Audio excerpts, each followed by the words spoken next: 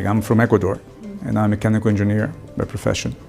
What I realized was that in order to be able to make changes or be part of a decision-making process, in other words, management, you also had to know business. My idea was, I need to have an MBA. After the MBA, I was offered a scholarship to get my PhD, and so that was the third part of my journey. So I said, great, I'm now preparing myself to do research and to teach, and I love teaching. My PhD is in financial economics, so I've been teaching finance in different parts of the world, in Latin America, Asia, Europe, Australia, Africa now, which is great, and the US. I'm the campus dean for Boston at Hall International Business School, and also a finance professor.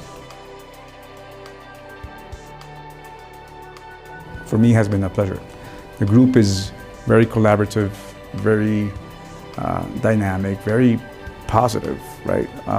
What I always remember is them saying, let's do this, right? Very frequently. And one thinks that's the kind of attitude that one needs, not only in a classroom environment, that's the kind of attitude one needs for the next business leaders that you're training. They have the opportunity to make a huge impact. In the next 15, 20 years, the continent has the potential to become a very important source of labor and consumption, not only for the continent itself, but also for the world. If you are going to be managing and leading that effort, I would say you have to think about two things.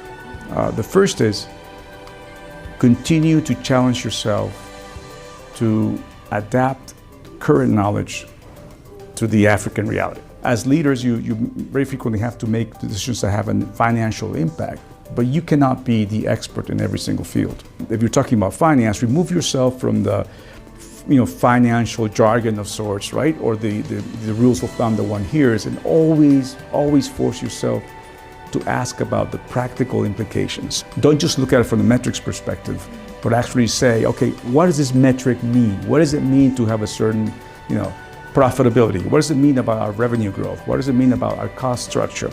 Go back and just remove yourself until you get to a point where it all makes sense. Where you're getting out of the jargon. That's the first thing I would say. The second challenge is to make sure that you are a promoter of education. And the reason why they're leaders at this point is because they are being trained and they have the education.